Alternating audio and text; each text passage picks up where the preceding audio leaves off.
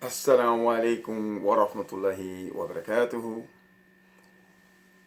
أعوذ بالله من الشيطان الرجيم. بسم الله الرحمن الرحيم. الحمد لله. الصلاة والسلام ورسول الله محمد وعلى آله وصحبه وسلم. أما بعد. My brothers and sisters in Islam, my name is Ali Abdul Kareem.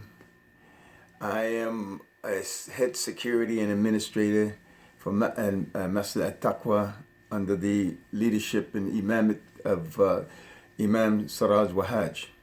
I'm also affiliated with the Muslim Community Patrol Service. And I'm here to represent not only the masjid and the Muslim community in my respect, but I'm also here to represent the Muslim Community Patrol. My position in the Muslim Community Patrol, I am part of the administration. I am a coordinator. I am a security advisor. I'm also the instructor for the security recruit program that we offer when anyone seeks to participate in the volunteering their services for the Muslim Community Patrol. Alhamdulillah. Brothers and sisters, we're in a trying time. This is a fitna, as we would say in Islam. It is a trial and a tribulation that is upon us in the form of this COVID-19 or the coronavirus, the plague, which we will call it in some instance.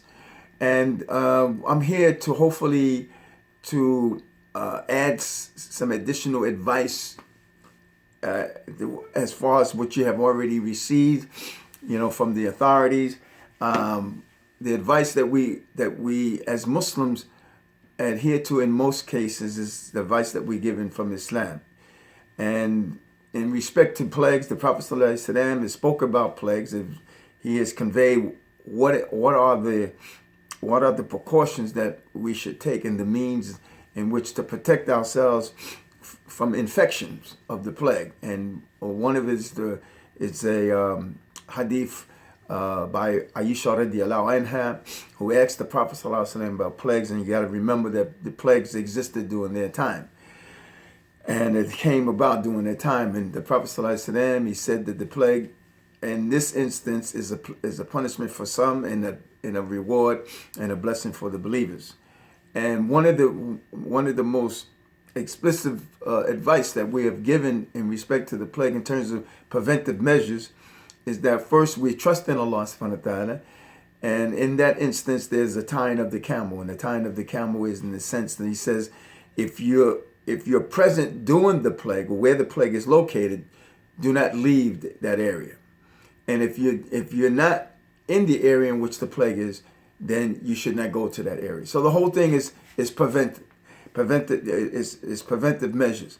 Now, in this society here, we're given quite a few information about preventive measures and what course of actions we should take in the midst of this crisis that we're presently experiencing. And one is distancing and isolation, a quarantine, if I may.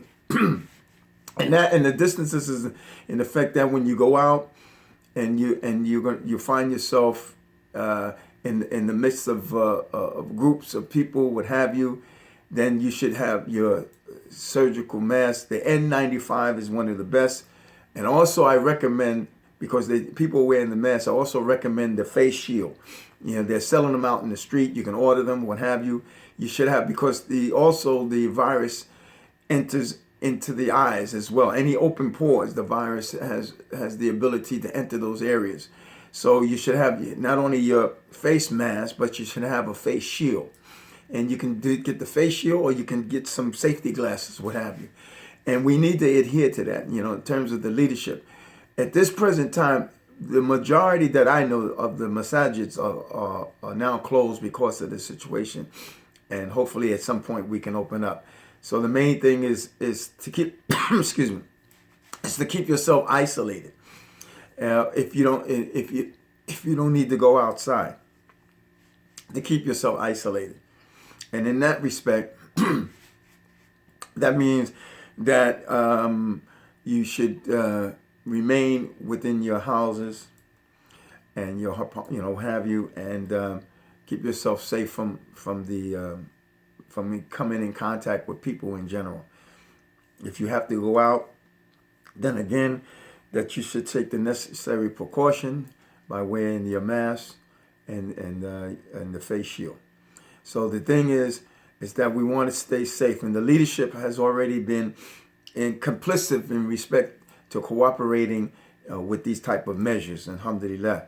So hopefully, we've that Allah, in most respect, we make the dua that Allah subhanahu wa ta'ala protect us from this fitna, and also that He pass over us, and that pass over us during this crisis in the form of what He had, in the form of the ni'mah that He had, and that's what that He had given Musa and Harun alayhi salatu salam, and Beni Israel, the children of Israel, during the time of Egypt and during the time of the plagues, where Allah subhanahu wa ta'ala, passed over Musa alayhi salam and Harun and the children of Israel during that time. So we ask for the same ni'mah from Allah subhanahu wa ta'ala, but at the same time, we'll take our precaution. It says, in the most instances, tawakkal ala Allah, to trust in Allah. And in this instance, we trust in Allah totally. Allah we have total trust in Allah subhanahu wa ta'ala. At the same time, we're taking the measures of preventing coming in contact and also being affected and infected with this virus. But we don't rely totally on the preventive measures, but we do partake in them. We do adhere to them. We do try to implement those preventive measures, but at the same time we trust totally in Allah subhanahu wa ta'ala that He pass over us, inshallah.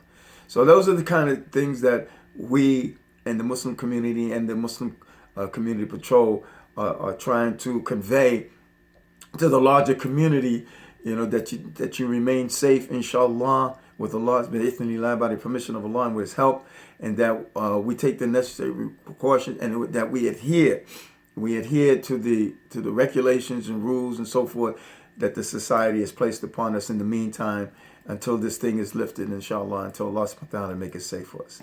So inshallah,